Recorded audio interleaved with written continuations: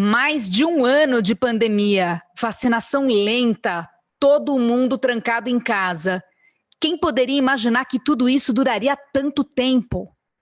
Nesse cenário ainda cheio de imprevistos e com obstáculos que teimam em surgir pelo caminho, o foco no curto prazo ganha protagonismo e se sobrepõe aos objetivos de longo prazo no mundo do marketing e das vendas B2B.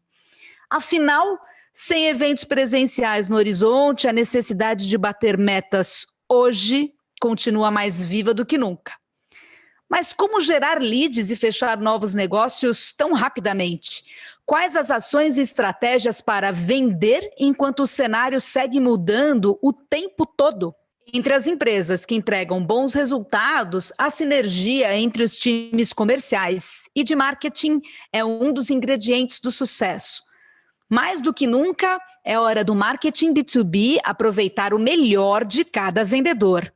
Por isso, hoje vamos falar de vendas remotas, ferramentas facilitadoras, sales enablement, eventos online e outras ações que nos ajudam a encurtar caminhos, pegar atalhos e subir no pódio hoje, não só mais para frente, quando a pandemia acabar.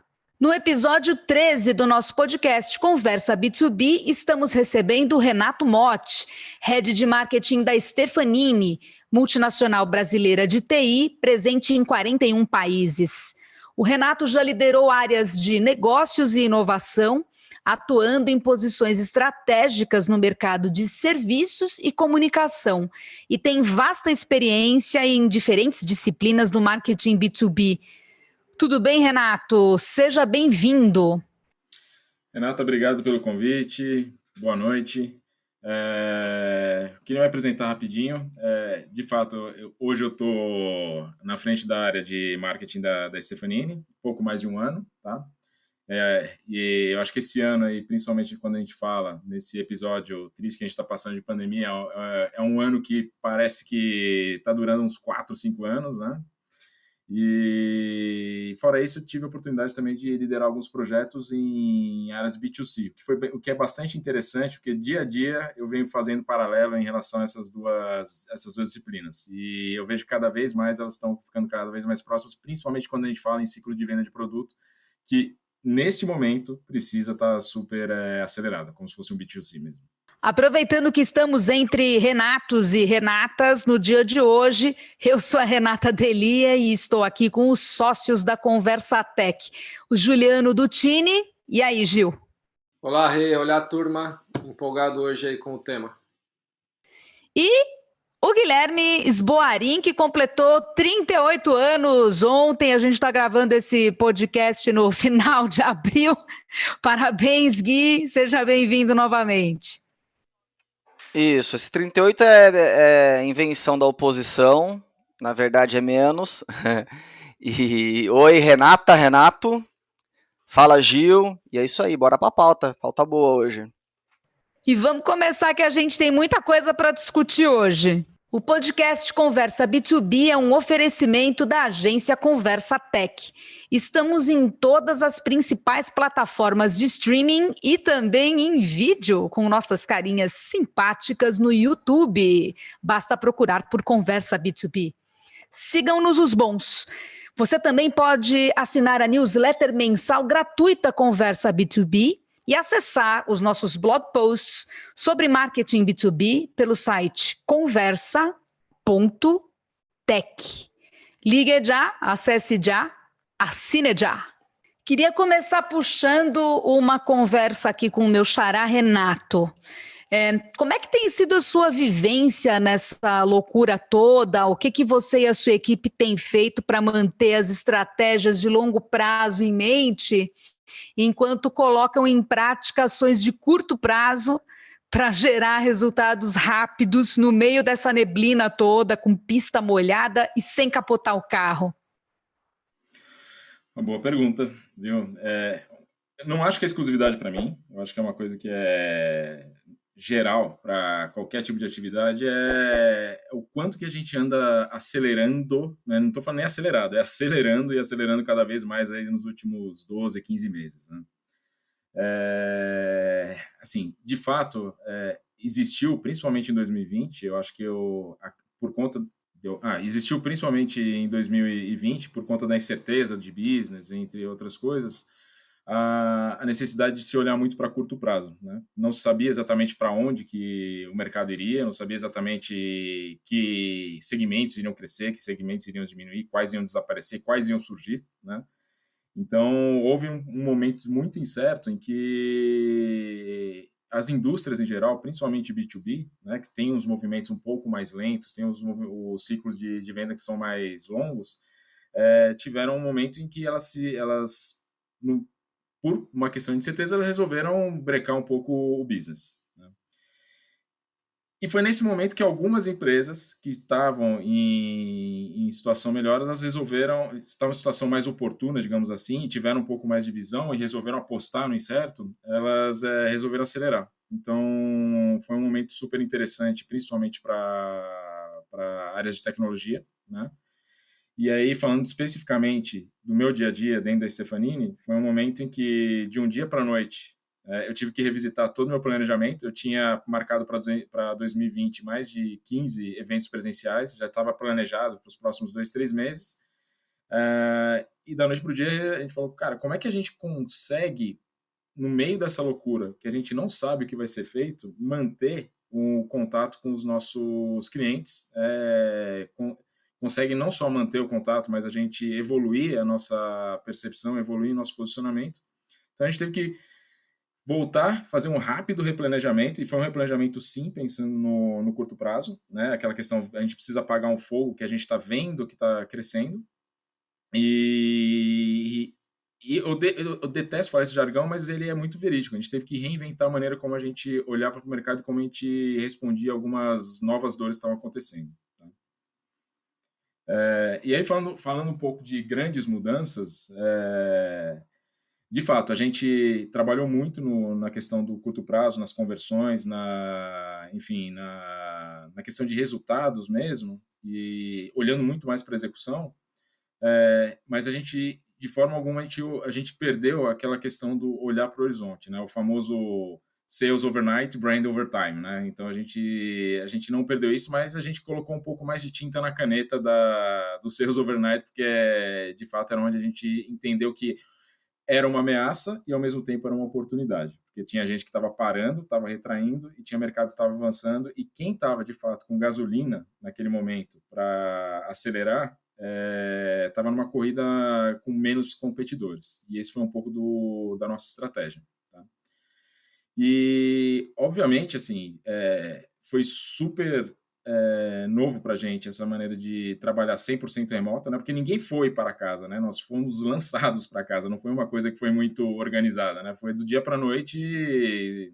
A gente colocou, por exemplo, aqui na Stefanini, uma operação aqui no Brasil, que a gente tem aproximadamente 14 mil profissionais. Em 2 semanas, a gente botou 95% das pessoas em casa, com VPN, com toda a parte tecnológica, o que foi um super desafio, né? Que era a questão, como que eu faço toda essa transição de toda a minha força de trabalho, criando sistemas de segurança, criando todo o amparo tecnológico de sistema para que as pessoas consigam trabalhar de casa, e, ao mesmo tempo, como é que eu faço com que o business ele não perca atração, não perca velocidade, não perca resultado, né? Então, foi um momento geral de mercado caótico aí por umas 2 semanas, mas depois começou a se assentar um pouco nesse sentido. Então, eu dei um grande overview aqui, mas só para explicitar os principais desafios aí desse início aí de pandemia. O ambiente de negócios do B2B geralmente envolve soluções complexas, vendas complexas e relações complexas com os clientes. Por isso mesmo é que a gente ama B2B e ama essa complexidade desafiadora com todas as nossas forças. Mas, na prática, no dia a dia, não é bolinho fazer as coisas acontecerem. No início do ano, a Conversatec lançou um e-book gratuito chamado Novas Visões para o Marketing B2B em 2021, que está disponível gratuitamente no site conversa.tech e que conta com entrevistas com grandes nomes do marketing B2B. Um dos pontos comentados no material é justamente a aproximação entre marketing e times comerciais. Trocando em miúdos, o marketing B2B deve ajudar a comunicar de forma clara os produtos e serviços que o time de vendas acredita que tem mais tração em um determinado momento. E da mesma forma, o time comercial deve contar com a habilidade do marketing para atrair oportunidades comerciais qualificadas e prover os melhores argumentos para converter tudo isso em vendas. Por isso eu vou puxar de novo o meu xará aqui. Renato, como construir essa ponte da amizade e fazer essa integração na prática? Depois eu passo para o Juliano e para o Guilherme aqui. Falando especificamente do segmento de serviços de tecnologia e soluções digitais, se tem alguma coisa que foi positiva em relação a esse momento super triste que a gente está vivendo, foi um momento em que houve uma grande aceleração em projetos de transformação digital das empresas e das indústrias em geral. Então, o que estava previsto para acontecer nos próximos 5, 10 anos não era prioritário, enfim, não era uma coisa que era vista ou sequer estava na lista de prioridades para ser entendida para quem realmente toma a decisão dentro das empresas. Em pouco menos de 6 meses virou prioridade máxima. Então, antes, esse tipo de tema que você conversava ficava muito restrito ao CIOs, ficava muito restrito à área de compras, ficava muito restrito à parte de operações especificamente, esse assunto ele tomou outro vulto, né? Ele passou por um efeito Haller, por um efeito de necessidade, ele passou a abranger algumas outras áreas que de fato são aceleradores em tomar de decisão. Então, virou pauta de CMOs, virou pauta de CEOs, enfim.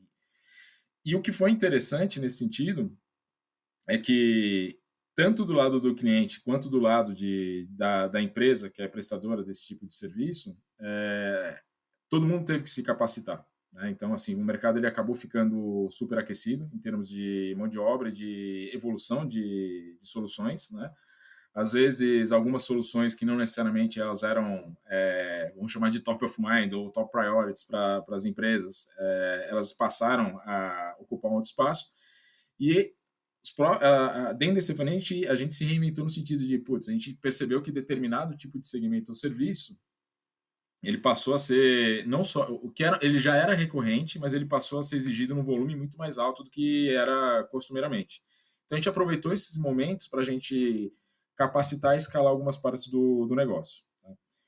E assim, não existe muito fórmula mágica, né? Para um momento caótico desse, em que você tem uma aceleração de demanda, que você tem uma necessidade de mercado que a gente está vendo que não vai ser resolvida no curto prazo. Eu também detesto o jargão do novo normal, mas, de fato, aquela antiga realidade que a gente tinha, ela não vai voltar a acontecer. A gente entende que novos meios de trabalhar, enfim, novas maneiras de se entregar as coisas, elas precisam ser revisitadas e inventadas. Tem coisas que, mesmo hoje, depois de um ano, o mercado como um todo, as indústrias como um todo, ainda estão se assentando. Estão naquele momento de, eu estava no 8, fui para 80 e talvez a gente precise chegar no meio termo que a gente se sinta mais confortável, traga resultado e a gente não fique nesse efeito de pêndulo. E o que eu estava comentando com vocês, não tem fórmula mágica, mas tem uma coisa que para mim é um diferencial competitivo. Algumas coisas, né, que são diferenciais competitivos nesse sentido. Uma delas de fato, você ter uma visão de antecipação aos movimentos de mercado. Quando chega um evento como uma pandemia dessa, e que você começa a entender que o mercado ele começa a ter algumas respostas, que você entende que elas são respostas que começam a se padronizar, você começa a entender que determinado tipo de segmento ou indústria começa a virar um pouco mais protagonista, tá na hora de você entender como você vai se antecipar para ter esse movimento daqui não só para agora, né? Como você vai vender o pão quente do dia a dia, mas como você vai vender esse pão quente evoluído daqui 6 meses, 1 ano. Então, uma das vantagens competitivas é, assim, de fato, estudar o mercado no sentido de que mudanças e impactos estão acontecendo, você se antecipar no sentido de se preparar para o que você está entendendo que vai ser tendência daqui 6 meses, 1 ano, para que o seu curto prazo, daqui 1 ano, ele já esteja plantado para você simplesmente estar lá próximo do momento da colheita. Então, o esforço vai ser menor do que efetivamente você precisaria para ficar, putz, daqui 6 meses eu descobri que tal solução vai estar bombando, eu vou ter que fazer todo um plano. E já é possível você identificar isso, inclusive com tecnologia, né, com preditivo, com inteligência artificial, com analytics, o que está acontecendo no mercado para você entender o que vai ser no futuro. E o segredo é se preparar e automatizar o máximo possível as coisas, para que você já não saia do momento zero. O Renato, obviamente, como um líder aí do segmento, expõe bem aí a situação, né? Como foi o passado e essa adaptação, que por mais que ainda que seja difícil, um momento triste, obviamente gera oportunidades em alguns segmentos de mercado. Não só segmentos como produtos, né? Aí a gente pode falar um pouco pro lado nosso, né? A gente teve segmentos que desaceleraram, clientes inclusive que desaceleraram, suspenderam o contrato, e novos que entraram nessa mesma pegada. Cara, precisamos fazer acontecer, é uma oportunidade única, a gente atende o segmento de agronegócio, ele está bombando, eu preciso de ajuda. E aí a gente está atuando, né, com alguns clientes nesse formato. A questão do curto prazo, a gente tem visto, então, primeiro, muito isso que ele comenta, que segmentos e produtos que estão desempenhando um papel agora um pouco mais evidente e que é uma demanda que vem, não tem muito o que fomentar, ela, né, você precisa, eles estão buscando, obviamente você precisa estar no lugar certo na hora certa, né?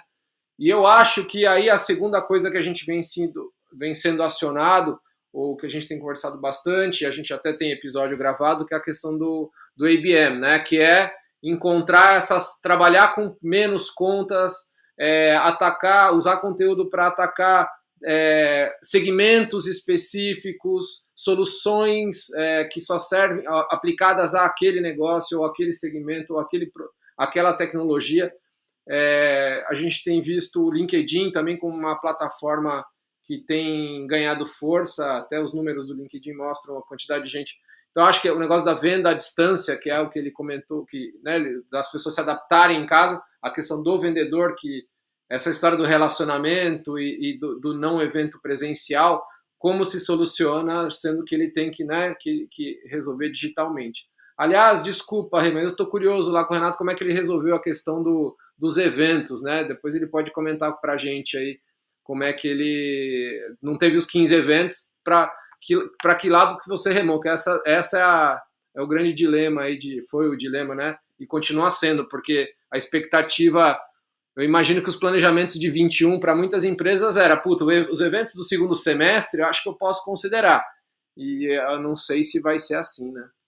Aqui do nosso lado, falando de 2020, né? Eu acordo numa semana com 15 eventos confirmados, negociados e programados para acontecerem no trimestre, e durmo na outra semana e acordo falando assim, cara, não teremos eventos nos próximos 6 meses, a gente vai pendurar os que estão no final do ano, enfim, e ao mesmo tempo a pressão de resultado, que eu precisava falar sobre determinados assuntos para determinadas pessoas.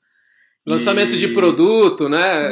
Tudo programado. Lançamento de produto, pipeline, enfim, geração de demanda.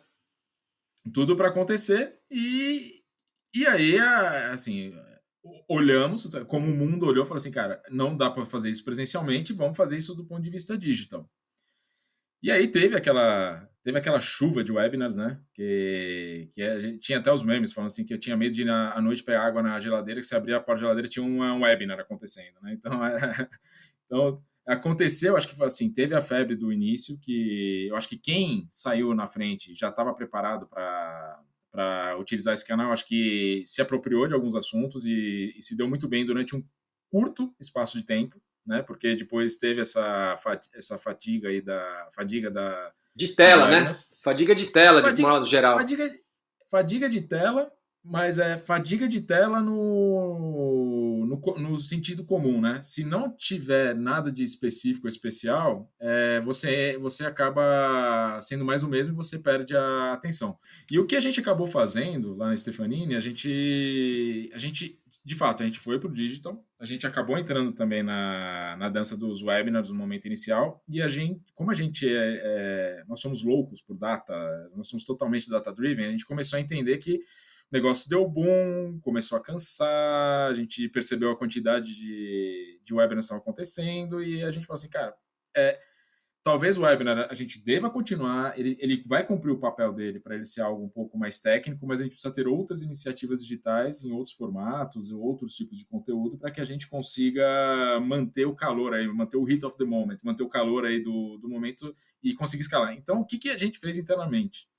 A gente desenhou uma estratégia com plataformas digitais. E plataformas, não estou falando do ponto de vista de tecnologia, estou falando do ponto de vista de vamos fazer uma estratégia de conteúdo, especificamente. Não chegou a ser um ABM, porque a gente não estava falando especificamente, a gente não fez aquele super estudo para, eu vou falar desta mensagem específica para este tipo de cliente, mas a gente entendeu assim, quais são os hot topics do momento, qual é o tipo de perfil de cliente, persona que vai interessar, e qual que é o formato de mídia que eu consigo alcançar esse tipo de persona. Então, a gente acabou diversificando. Então, a gente tem os nossos Staff Talks, que a gente chama dentro da Stefanini, só que cada um cumprindo diferentes papéis, né? Então, você tem alguns que são mais voltados para a área técnica, outros são voltados mais para formador de opinião, outros que a gente faz com parceria com outras instituições, enfim, cada um com seu papel e objetivo, né? E eles são primos, eles não são irmãos, né? A gente fala que é uma grande família que no final tem que trazer os valores do que a gente quer passar, mas não necessariamente com o mesmo tom de voz, não necessariamente com o mesmo conteúdo. E nisso, assim, só para vocês terem uma ideia, eu acho que a gente deu um exagerado no ano passado nesse sentido, né? A gente saiu de 15 eventos presenciais para ter executado aí em 9 meses, eu acho que perto de 90, eu acho que se bobear, passou dos 100 eventos digitais. A gente estava fazendo de 3 a 4 por semana. Não era para o mesmo público, então a gente evitava o Zoom fatigue, né?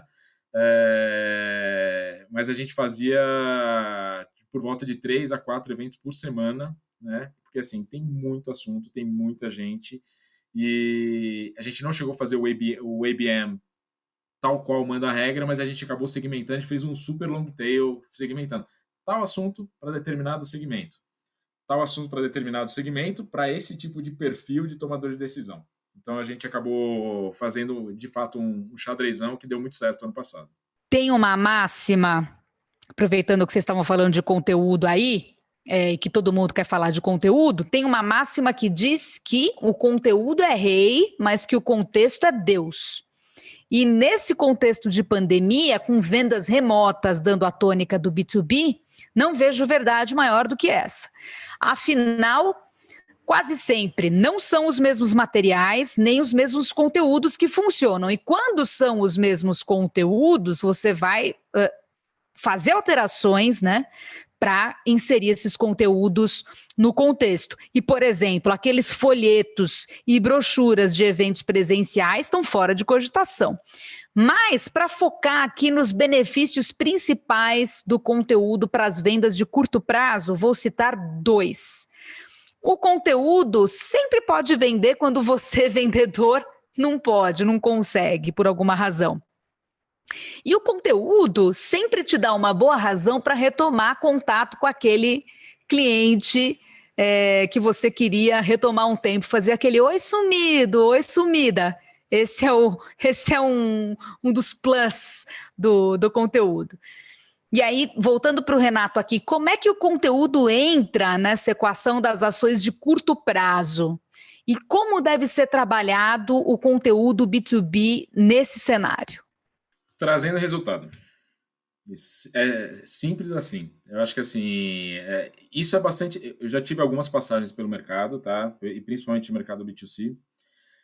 Quando eu caí no mercado B2B, quando eu fui perseguir o mercado B2B e mais especificamente tecnologia, eu fiquei bastante surpreso. Que a eterna rivalidade entre marketing e área comercial, no mercado B2B, ela não tem espaço. Não tem espaço. Isso é fato. Até porque, assim, como é um mercado que, como você mesma falou, é um mercado que o ciclo de venda ele é muito mais complexo, né? A gente está falando de ciclos de venda são mais extensos, os touch points são... o assunto ele é mais denso, o território é mais árido, né? E os assuntos eles são mais difíceis de irem descendo ao funil. Se você, enquanto marketing, não estiver com um esforço alinhado com a sua equipe comercial, assim, a probabilidade do projeto ele ter êxito é praticamente nula. Tá? Então, a sua pergunta, como é que constrói a ponte da amizade, o caminho do amor, é através de resultados. Eu acho que através do amor, né? Através do amor, através de resultados e também através de informação, através de data, né? Então, tem um ponto que você comentou na sua introdução, que você fala assim, que é interessante que marketing ele apoie as soluções que a área comercial entende como as soluções que efetivamente estão como hot topics, são mais passíveis de venda, eu concordo. Mas é uma mão de via dupla. Em que sentido? Por exemplo, não sei se em todas as áreas são assim, mas costumeiramente se todas as empresas são assim, mas na Stefanini a área de inteligência de negócio ela está dentro de marketing. Então, eu faço junto com a área comercial, não é isoladamente, né? Eu faço os dois lados, né? Eu ouço muito a área comercial para entender quais são as prioridades, e aí eu ouço também e levanto através de dados quais são as prioridades do mercado. E aí a gente tem um match. Esse aí concretiza a história de amor. Fala assim, cara, das 9 prioridades que a área comercial me passou, essas 6 o mercado está pedindo. Vamos bater junto nelas, que a probabilidade da gente criar e ter mais histórias de sucesso é maior. E aí a gente acaba trazendo resultado e aí a história de amor vai crescendo. Renato está falando uma coisa interessante, não dá para andar separado marketing e vendas no B2B, é impossível fazer isso. Porém, contudo, todavia, nem sempre essa história de amor e essa amizade consolidada entre as áreas, né? A gente tem alguns probleminhas que podem acontecer nesse caminho. Como identificar os problemas que podem acontecer entre as áreas e como resolver esses problemas justamente nesse momento de neblina que a gente está passando antes que o carro caia na ribanceira? Pois é. Um lado bom desse cenário meio caótico é que as pessoas tendem a se unir, né? Então, quando marketing está numa situação difícil, assim como vendas está, ou estava, né? As coisas começam a se alinhar um pouco mais. Então, existe uma boa vontade de ambas as partes. Eu vi que durante essa pandemia se construíram muitas pontes entre marketing e vendas, pontes que não eram muito firmes, elas se estabilizaram justamente nesse momento de dificuldade.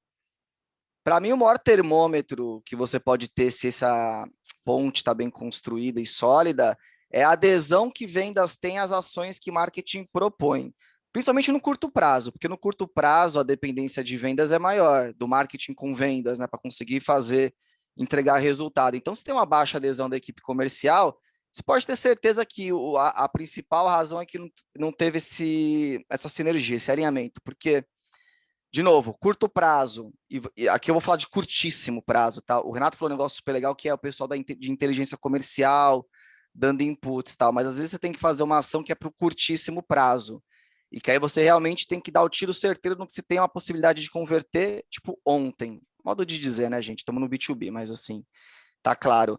Então, para esse tipo de curtíssimo prazo, vendas tem que estar envolvido no início, no meio e no fim. Não só no curtíssimo, em tudo, mas no curtíssimo principalmente. Então, é importante, de fato, você chegar com vendas nesse momento, falar, vendas, vamos lá.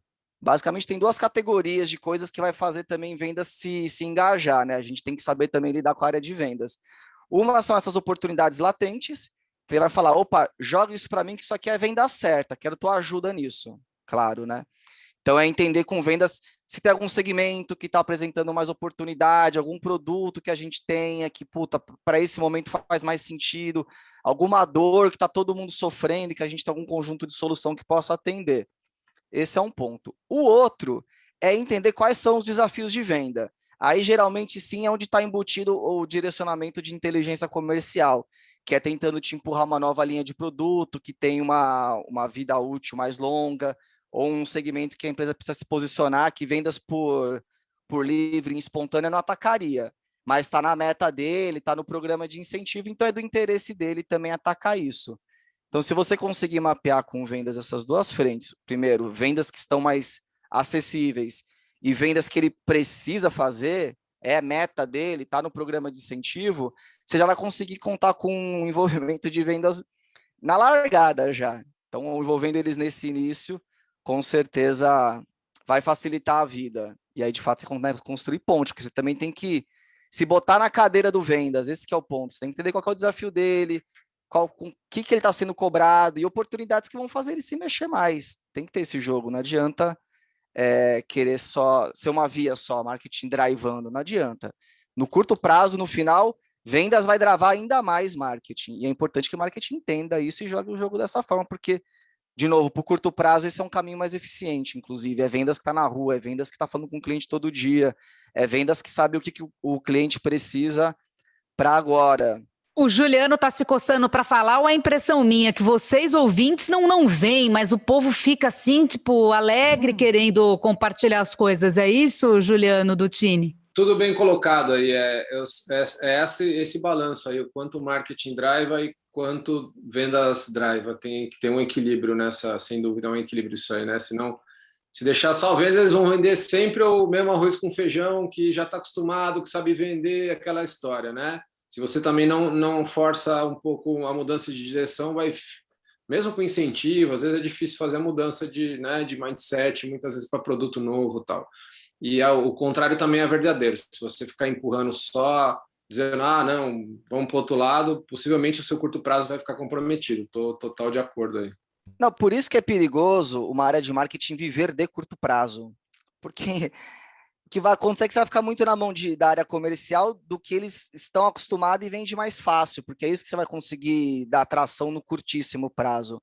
O Renato falou isso, é importante que o curto prazo não vire regra do jogo. A gente está enfrentando essa necessidade de resolver o curto prazo pela rasteira que a pandemia passou na gente. Não é que do dia para a noite o marketing precisou entregar resultado logo. O marketing tem que entregar resultado todo dia. Só que antes você tinha um plano estabelecido, numa situação mais sob controle, que te dava uma recorrência, e assim você ia. Só que, de repente, todo o teu plano desmoronou, e aí o teu curto prazo, o que virou curto prazo é base zero. Cara, você tem que fazer um negócio completamente diferente agora. E aí sim virou um curto prazo espinhoso. De novo, o marketing sempre tem que gerar resultado no curto prazo. Mês a mês, dia a dia, semana a semana, no ano. Mas o problema é quando você perde seus apoios, né, para fazer isso. E, Guilherme, tem um ponto aí, ouvindo você falar, que é bastante interessante e importante essa questão do balanço entre o curto e o longo prazo, enfim, ouvir, e direcionar e ouvir também, enfim. E aí entra uma coisa que é o traquejo corporativo, né? Que é de fato, né, que eu não estou falando para ser político, mas é o traquejo corporativo para entender um pouco qual que é a agenda da empresa, né? Para onde que a empresa está olhando, para qual horizonte, e se aproveitar disso no bom sentido, dessas informações, que são informações que não necessariamente são informações privilegiadas, mas são informações que estão explícitas aí, bater papo com direção, esse tipo de coisa, que vai te dar indício para onde você tem que mirar o canhão. E uma vez que você está mirando o canhão para a agenda da empresa, cara, não tem marketing, não tem comercial, não tem outra área que vai conseguir mudar a mira desse tiro. Então, o traquejo corporativo nesse sentido, eu uso ele como um dos pontos, eu não vou falar como alicerce, não, de novo, traquejo corporativo não é política, você está aware, você está ciente para onde a empresa está mirando. Eu uso isso como um balizador um balizador das prioridades que eu vou atacar. Boa, que se garante relevância no que você está fazendo dentro do ambiente que você está inserido, que é a empresa.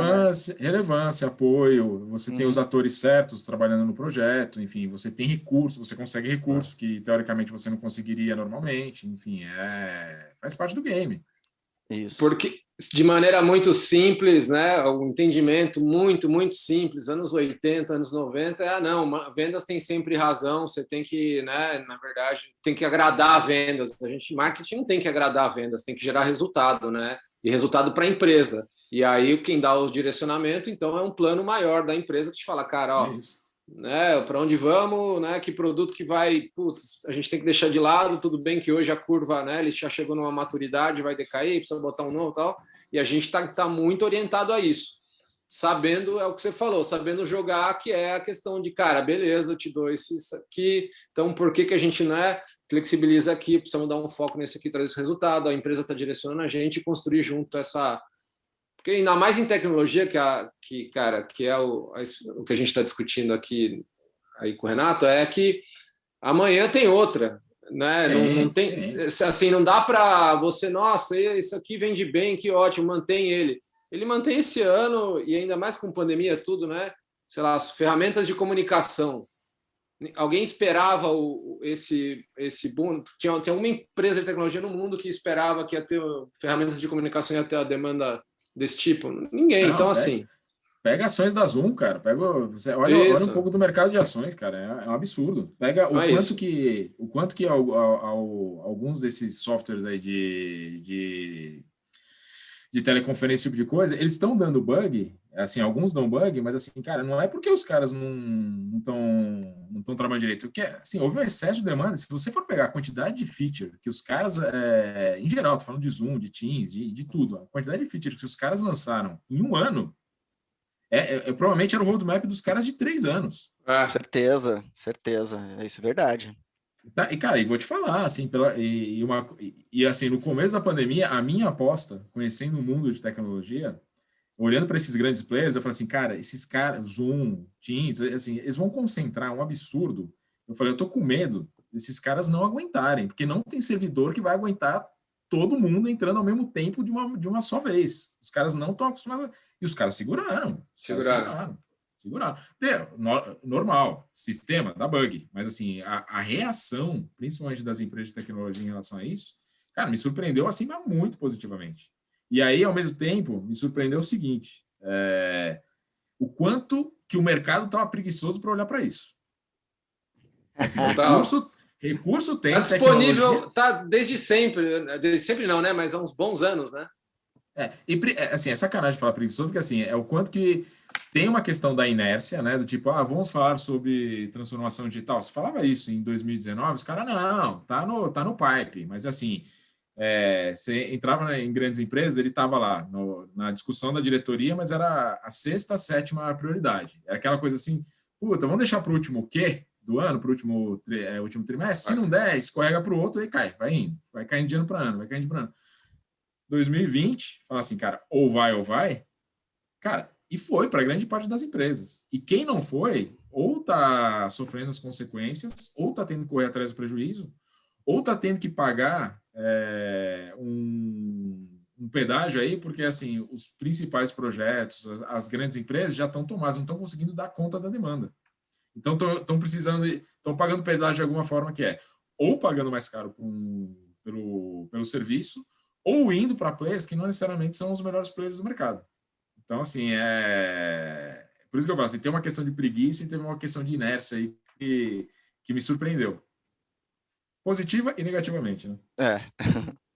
Finalizando essa questão da tecnologia, é mais ou menos o seguinte, né? Aquele bug do milênio, que era para ter rolado quando mudou de milênio lá, 20, 21 anos atrás, não rolou, tá para rolar agora. Esse é o primeiro ponto. Segundo ponto, lembra dos filmes de ficção científica, dos cientistas dizendo que ia chegar um vírus e que não sei o quê, que ia acabar, e bibibi, bobobó, e o povo em lockdown e não sei o quê, finalmente aconteceu. E o terceiro ponto é quando a gente lê aqueles livros futuristas do Harari, assim, falando, né? 21 lições para o século 21, Homo Deus, falando do futuro, da transformação digital, de uma série de coisas, né? De como gerar renda, de como alimentar a população mundial, tá aí. Todos esses desafios sendo antecipados de uma maneira avassaladora. E para dar contexto para os nossos ouvintes, a gente está falando de bug, porque um dos sistemas nos quais a gente grava esse lindo podcast, que a gente usa 2 plataformas para isso, ele deu um bug no meio do programa. E nós, que somos pessoas que dançamos conforme a música, continuamos dançando, por isso que a gente vai para o próximo tópico, que é justamente sobre conteúdo. Os meninos hoje estavam loucos para falar sobre conteúdo. Existe uma máxima que diz que o conteúdo é rei, mas que o contexto é Deus. E nesse contexto que a gente está vivendo hoje em 2021, com vendas remotas dando a tônica do B2B, realmente não tem verdade maior do que essa. Afinal, pegando o gancho do que o Renato falou, não são os mesmos materiais, nem mesmo os mesmos conteúdos que funcionam, ou você vai ter que adequar esses materiais, esses conteúdos ao novo contexto. Aqueles folhetos, brochuras de eventos presenciais, eles estão totalmente fora de cogitação. Mas para ficar nos benefícios principais do conteúdo nas vendas de curto prazo, vou citar 2. O conteúdo pode vender mesmo quando o vendedor não pode. E o conteúdo sempre dá uma boa razão para você retomar contato com aquele seu cliente, com aquele seu prospect que você estava precisando se reaproximar. Renato, como é que o conteúdo entra na equação das ações de curto prazo que a gente está comentando aqui? Como é que deve ser trabalhado o conteúdo B2B nas vendas de curto prazo nesse cenário que a gente está vivendo? Em 2020, eu fui picado pelo movimento do social selling, né? Então, assim, a gente acabou trabalhando com um projeto interno piloto e eu fiquei completamente fascinado pelo poder desse negócio. E tem muito a ver com conteúdo. Tem a ver com conteúdo, especificamente, tem a ver com uma nova forma, né, em que você acaba em que alguém da sua equipe ou alguém da sua empresa acaba se relacionando nesse novo mundo digital e acaba vestindo a camisa do conteúdo que está apresentando. Então, o conteúdo acaba credenciando a pessoa que está ali se apresentando um novo modelo de venda. Tá? A questão é a seguinte, agora é a famosa máxima do IBM. Eu não estou falando de IBM, mas é uma famosa máxima que eu acredito assim. Venda ocorre, ou ela é convertida quando você fala do assunto certo para a pessoa certa no momento adequado.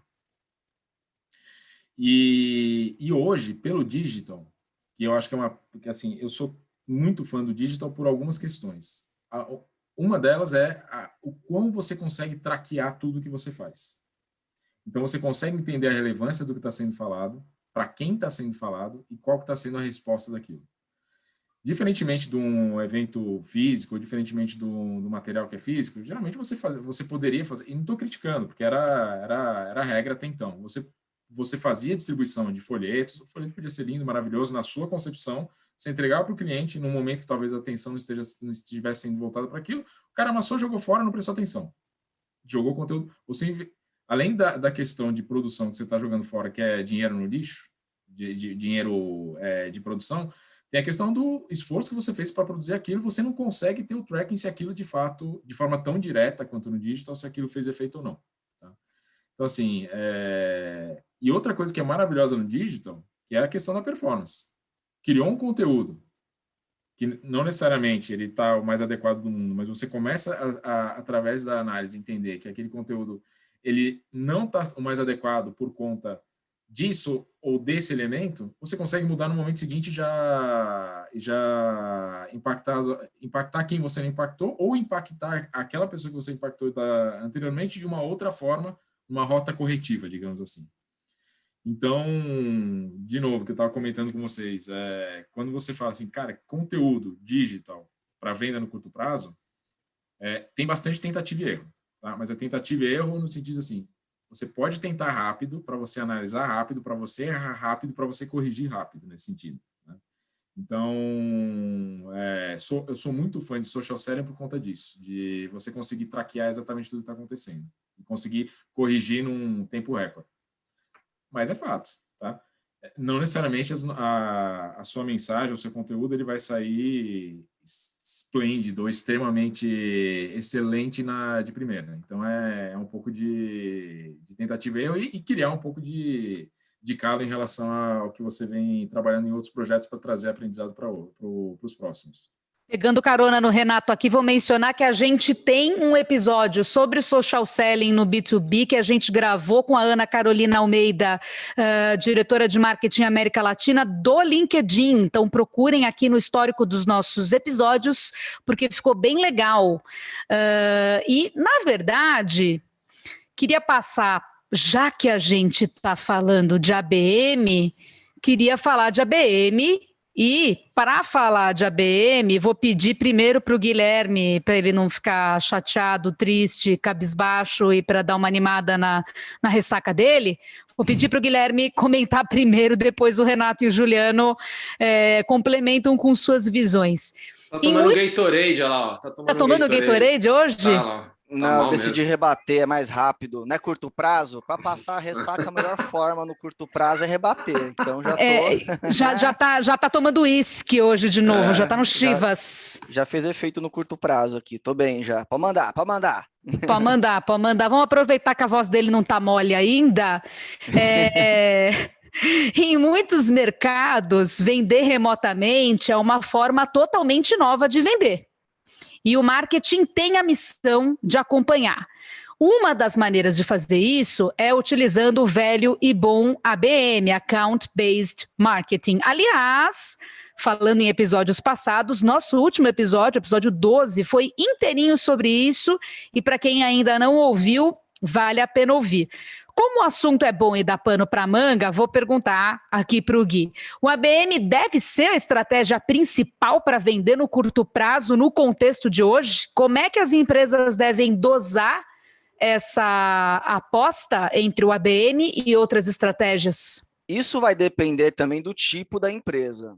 Vamos lá, se a gente está falando de uma empresa que é carteirizada, que vende para grandes empresas, que o ticket médio é alto e tudo mais, aí sim, o ABM é uma estratégia prioritária pensando no curto prazo e ela vai ser eficiente se você fizer esse passo a passo que a gente meio que descreveu aqui, que é senta com vendas, entende a dor, escolhe um segmento, escolhe o grupo de clientes que você vai abordar, esse é um papel mais de vendas, né?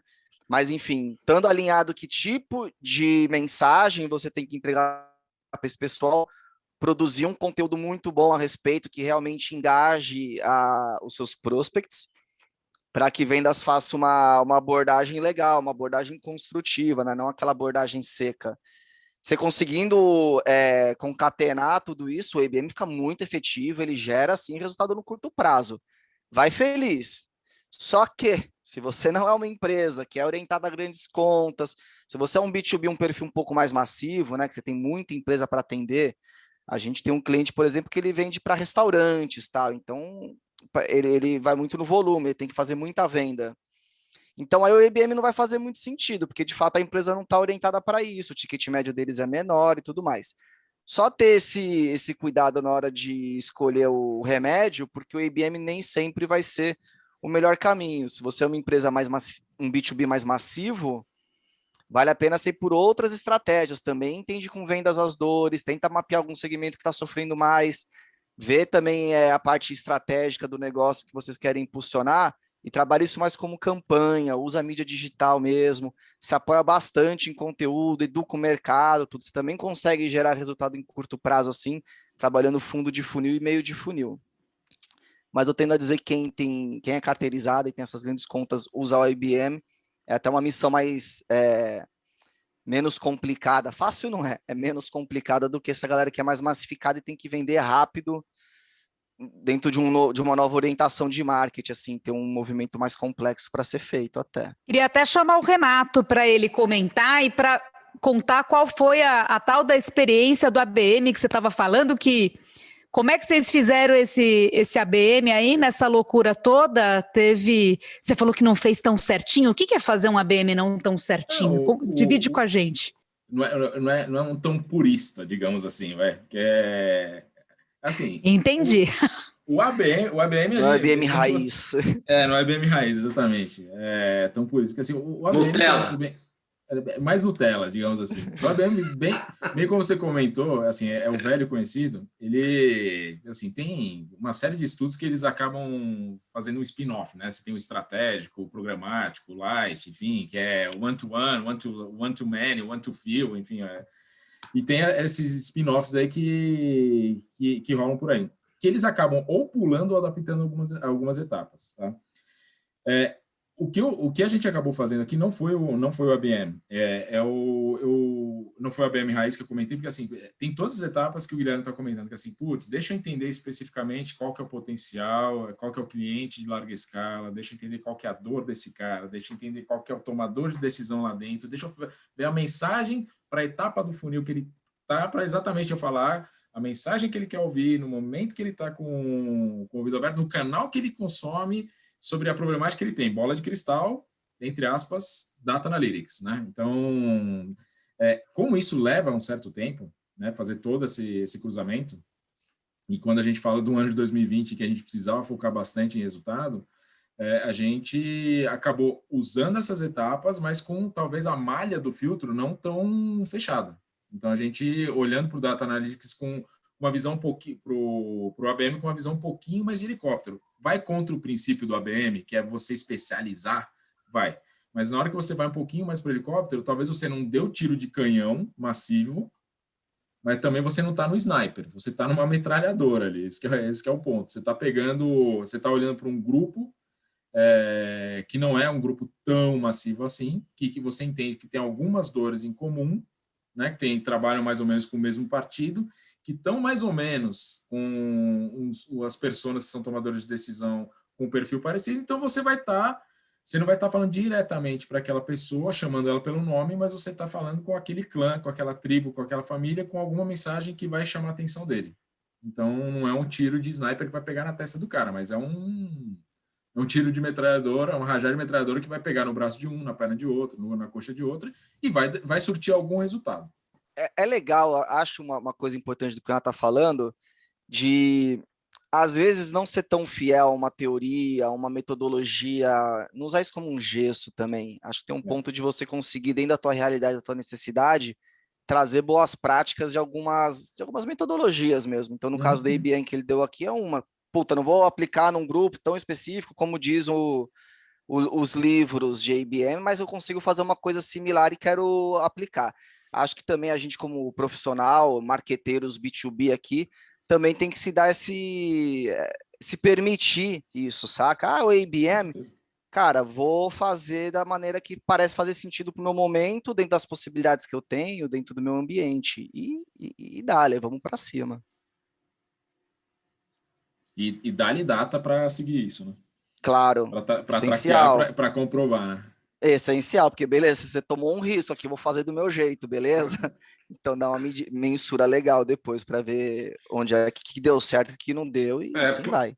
Porque é uma criação de monstros, né? A gente vai criando os monstrinhos e aí tudo isso a gente libera eles, mas tem que, né, alimentar, acompanhar, medir isso tudo, o esforço, a gente de marketing tem que pensar muito nisso. Não adianta você fazer 10 ações e não conseguir mensurar direito ou não conseguir acompanhar direito. É melhor você, nesse caso, ter uma amplitude maior, conseguir entender isso tudo dentro de uma amplitude e, eventualmente, com o aprendizado, você ser muito mais assertivo no grupo mais para frente ou repetir um amplo em outro segmento. Eu acho que o importante é você ter a visão de começo, meio e fim. Se é para ficar só lançando, bicho, também não tá com nada, realmente. Você não vai conseguir. Ainda que dê certo, é pior, né? Você acaba não conseguindo comprovar, porque nesse mundo, hoje em dia, né, tem o lado negativo que você diz da métrica e do digital, que é positivo, mas tem o negativo também. A gente que, né, eu que sou mais antigo, né, tem aquela história do, o evento, o que gerou o evento? Não, girou branding, foi bom para a marca e teve algumas boas reuniões, tal. Cara, no digital não tem você nem encosta nisso aí, não. Você fala, cara, e aí, quanto gerou, amanhã quanto vai gerar, tal. Então, também tem eu diria, até às vezes uma injustiça aí com o nosso, né, a gente que trabalha muito com digital, muito com conteúdo, com estratégias de IBM, isso tudo, cara, é tudo muito traqueável, muito mensurável e seguramente já é um nível de resultado bastante bom em muitos casos, só que todo mundo quer ver o bottom line. E o bottom line, né? E lá embaixo, que fica lá com o lapisinho na mão, o padeiro lá com o lápis na orelha, querendo saber quanto que dá no final. Então, eu acho que tem disso também. Mas beleza, é o mundo que a gente está hoje, a gente está acostumado, você está acostumado, e é isso. Mas, Juliano, até construindo um pouco o que você estava em cima do que você está falando, eu acho que faz, assim, tudo é traqueável, isso é fato, né? Toda ação hoje que você está fazendo digital, você consegue fazer esse acompanhamento e você consegue trazer informações, eu não estou falando para maquiar, mas você consegue trazer informações de acordo com o viés que você compromete seu projeto. Na hora que você fala lá de bottom line, né? Cara, eu acho que tem que só ter um esclarecimento com a empresa, assim, cara, o que é o bottom line do marketing? O que é o bottom line do comercial? Até onde marketing consegue influenciar? Até onde comercial consegue converter?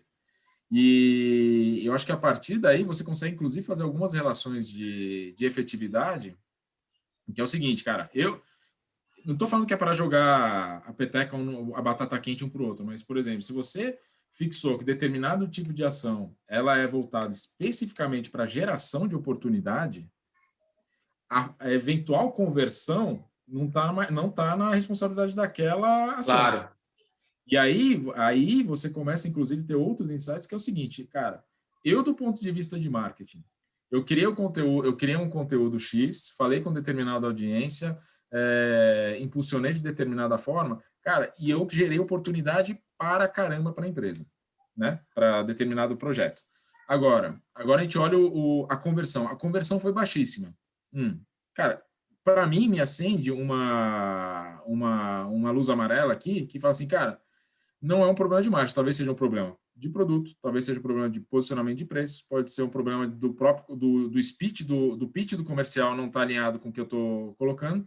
E aí não dá para responsabilizar marketing neste ponto. Assim como também, às vezes a gente tem um puta produto, né? E na hora que você vai fazer algum tipo de atividade de marketing, você não gerou praticamente nada de oportunidade. Aí você fala, cara, temos um problema. Temos um problema, e aí tem a ver com marketing, tem a ver com o speech correto, talvez não esteja tão adequado, talvez você não esteja falando com a pessoa correta, enfim, tudo aquilo que a gente conversou antes. Mas é interessante isso, que você está falando assim, tem que definir o que é o bottom line da atividade, da ação e do planejamento de marketing que você está se propondo. Porque falar, matar no peito, eu não sou louco de matar no peito e falar assim, cara, eu estou fazendo essa atividade e vai converter em venda tanto. Eu falo assim, cara, claro. eu não sou eu que estou lá no cliente. Não sou eu que estou lá, não sou eu que faço política de precificação. Não sou eu que sou responsável pelo NPS, nesse sentido. Né? A atividade, eu sou responsável também enquanto parte da empresa. Mas acordou, e é interessante até fazer esses cruzamentos. E é uma coisa que a gente faz bastante lá, não no sentido de apontar dedo, mas se fala assim, cara, talvez a gente tenha que revisitar a oferta. Talvez a gente tenha que revisitar o posicionamento, o pricing. Enfim, esse tipo de coisa.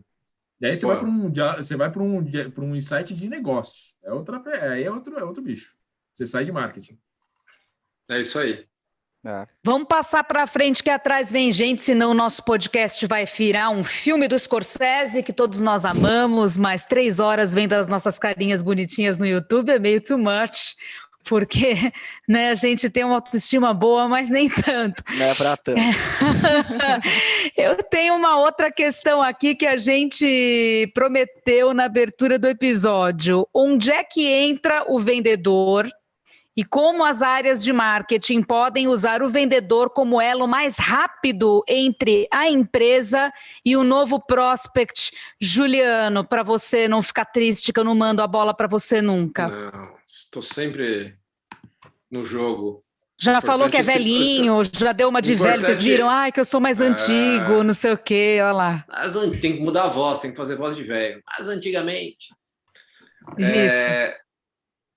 Não, eu acho que a posição do vendedor o bom que o Renato exemplificou bem aí a história, né? Eu acho que, pensando aqui, é isso, de saber, primeiro, construir junto, mas eu acho que determinar a responsabilidade de um e de outro pode ser, né, um bom caminho. Entender que fala, cara, aonde é que a gente vai combinar esse jogo de largada e falar, vou gerar mais oportunidade para você em tal ponto e aí é contigo. Acho que tem essa responsabilidade, e aí comemorar junto, né? Ir para o abraço, comemorar junto o resultado final, que eu acho que essa é a grande história. Os dois lados reconhecerem que não existe, se não converter lá no fundo, você não vai conseguir investimento para um próximo lançamento, né?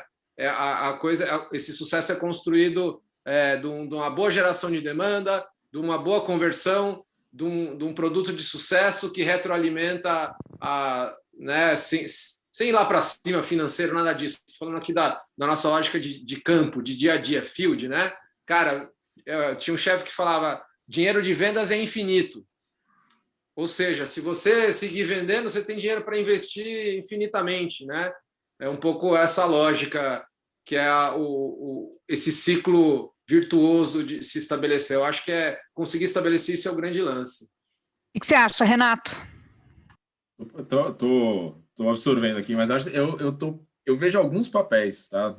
Eu acho que tem um papel que ele é vendas, pré-ação, né? Que é você pegar os insights da área comercial, que assim, de fato, quem tá na rua, quem tá no cafezinho, quem pega as informações privilegiadas que não estão no briefing, que não estão na leitura do meu Analytics, é a área de vendas. É o cara que tem o histórico e tem o calor ali da situação. Então, assim, trazer essas informações, cara, é um super atalho para uma construção mais efetiva de uma possível oferta, de um possível projeto e comunicação, né? Isso é o antes. E o depois, assim, muito que o Juliano falou, assim, ter de fato a área de vendas como um aliado, né? No sentido de que, assim, você tem, enquanto marketing, você tem muita informação, você trabalha muito com a parte de estratégia, você, na sua cabeça, no seu PowerPoint, no seu Excel, no seu BI, que aceitam tudo, você coloca a sua jornadinha da mensagem que quer chegar lá no final. Se ela está validada pela área comercial, se está acordada com a área comercial, já é um puta passo, porque assim, tá todo mundo comprado no mesmo discurso.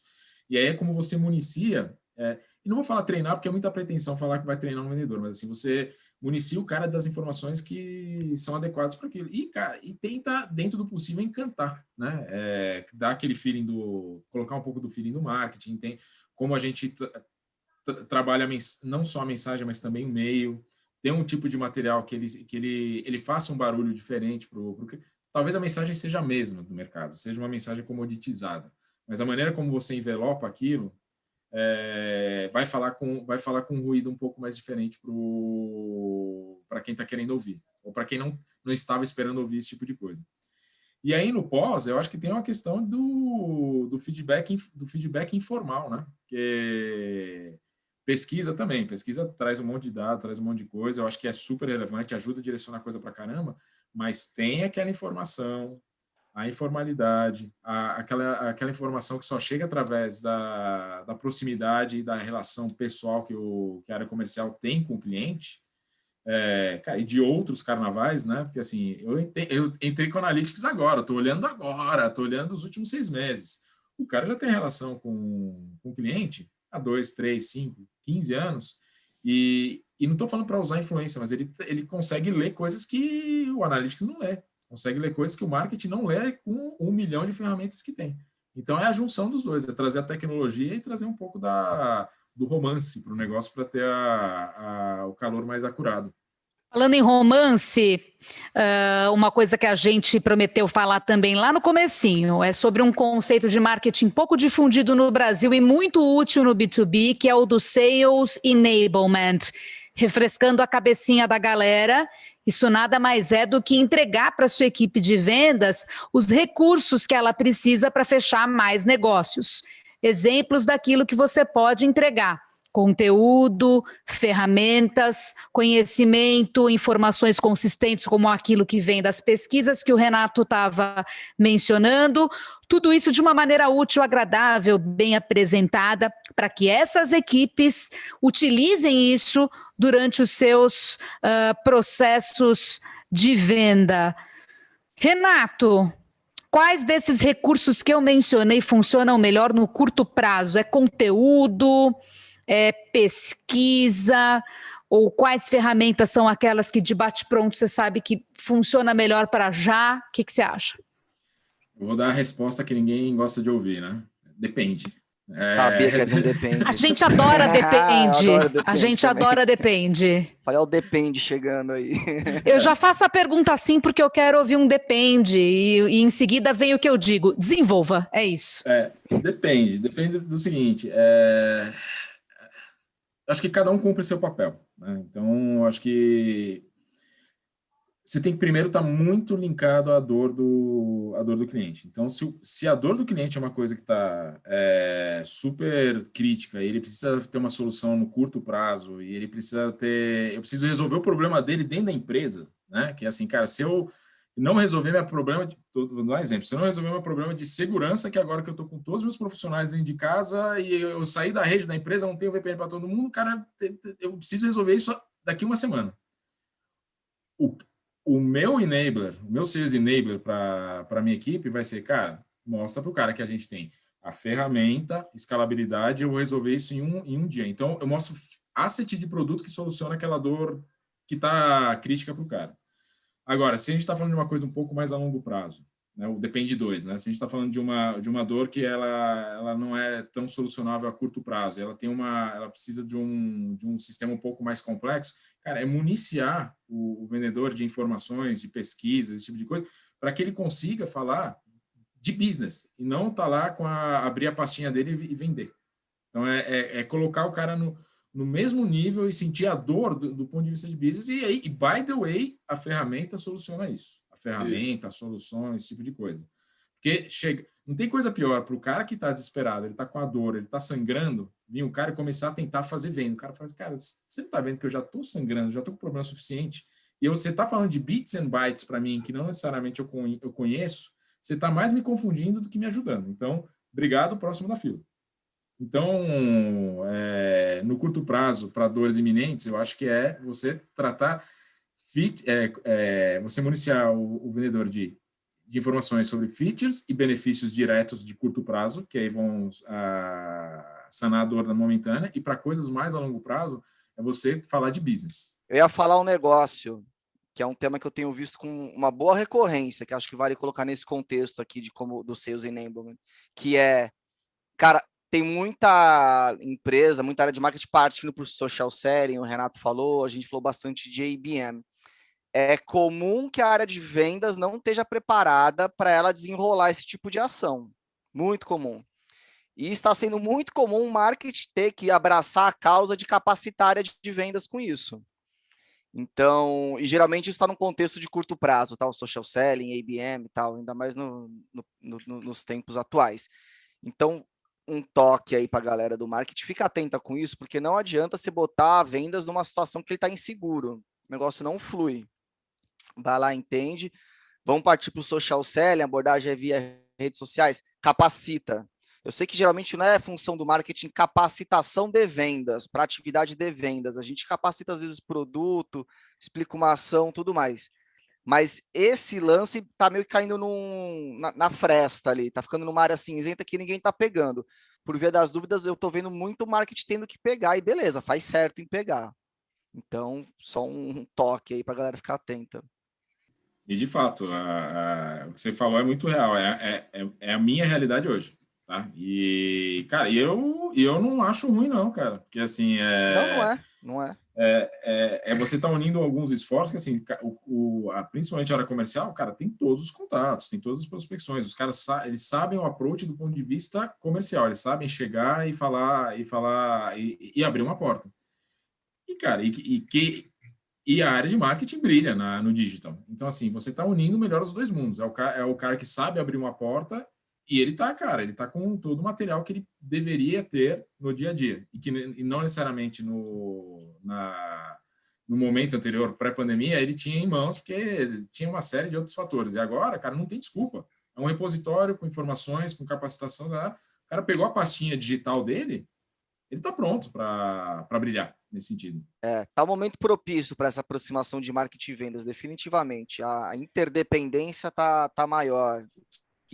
De novo, é ótimo, na verdade, isso todos têm a ganhar, marketing, vendas e as companhias, né? Ficou uma dúvida aqui desde o começo do programa, falando da geração de leads de curto prazo e desse monte de eventos, workshops, webinars, Zoom Fatigue, etc., que o Renato Motti fez lá na Stefanini. Funcionou, Renato, esse monte de eventos online? Até que ponto funcionou? Até que ponto não funcionou? Qual a sua experiência? Para diferentes objetivos, sim.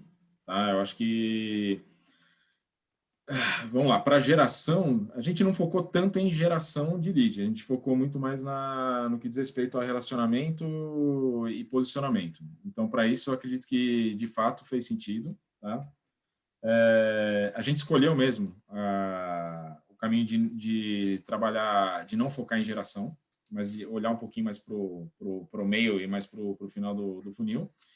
E falando especificamente de resultado, como o nosso ciclo de vendas ele é um ciclo de vendas que ele é bastante longo, a gente está falando de 1 ano e meio, às vezes 2 anos, dependendo do projeto, a gente, de fato, a gente está conseguindo enxergar as oportunidades aparecendo, de coisas que eu estava fazendo no início da pandemia. Então, eu diria que foi assim, foi um passo exitoso nesse sentido. Tem coisa para melhorar? Sempre tem. As pessoas já estão enxergando os eventos online de outra forma? Então, mas olhando aí um pouco o retrospecto, os resultados estão aparecendo sim. Juliano, você que vai a um evento por dia, a um workshop por dia, funcionou ou não funcionou? Isso foi em 2020, em 2021 não. Você tá cansado, né? Zoom fatigue total. Tô fatigue. Eu tô a cara do fatigue. Mas, cara, o que eu queria comentar era que foi muito isso também, um pouco a história, né, de como a gente foi impactado, os negócios, ou o marketing B2B foi impactado pela pandemia e tudo mais. A gente também, em alguma ordem, acabou seguindo um pouco esse caminho, que como todo mundo numa situação, né, ainda a gente vê alguns mercados ainda meio travados em termos de decisão, e se vai ou não vai. Nessa hora, o melhor que você faz é se manter próximo. Eu acho que é a honestidade em falar, cara, eu sei que vocês estão enfrentando aí tal, está todo mundo enfrentando uma dureza, a tecnologia é importante, no nosso caso, marketing é importantíssimo, sempre foi, e agora, né, a gente ajudar aí, fazer essas discussões. Né? O objetivo aqui qual é? Né? A gente ter esse podcast para compartilhar um conhecimento do Renato frente a uma grande empresa de tecnologia, a gente discutir aqui, para que quem está na área tenha essas referências e saiba que caminho seguir. É claro que a gente tem, né, ideias de se manter próximo e, obviamente, de crescer a nossa carteira de clientes e tudo mais, mas a ideia tem que ser essa, a gente conseguir compartilhar conhecimento e se manter próximo, né? Para falar, cara, quando eu tiver um problema, eu vou lembrar desse cara, eu não estou pronto agora. Eu nem sabia que tinha esse problema, né? Tem toda essa questão.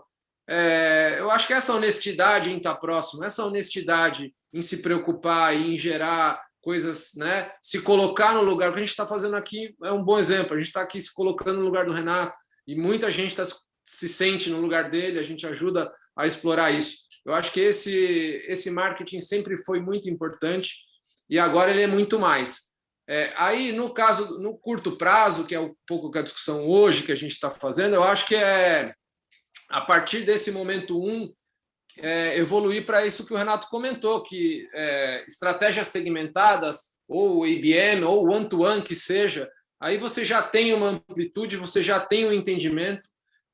No caso de tecnologia, você tem até uma projeção já de como, para onde as coisas vão, então é conseguir se antecipar um pouquinho e construir um médio e longo prazo a partir de agora. O que eu entendo é um pouco isso.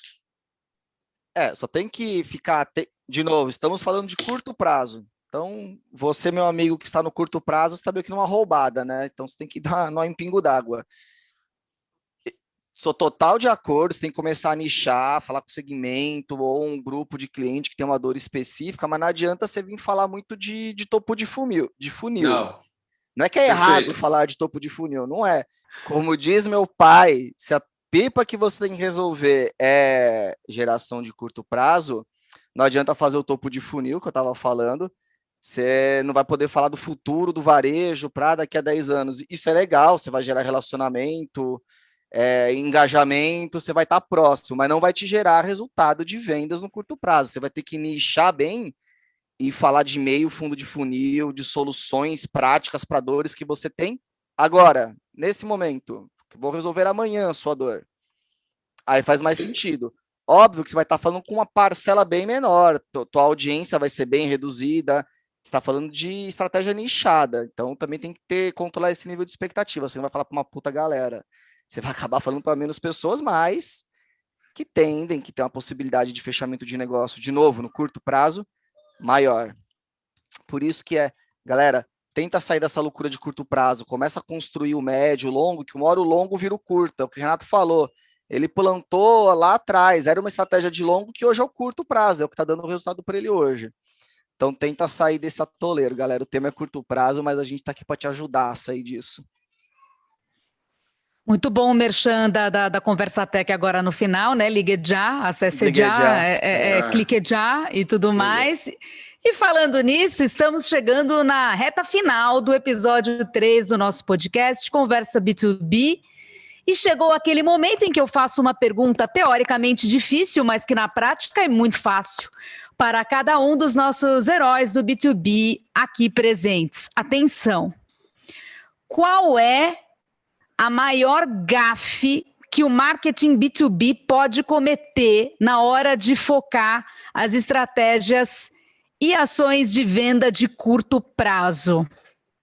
Lembrando aos nossos ouvintes que estamos no primeiro semestre do ano de 2021, para o caso deles encontrarem esse podcast perdido em uma cápsula do tempo, seja do futuro ou do passado.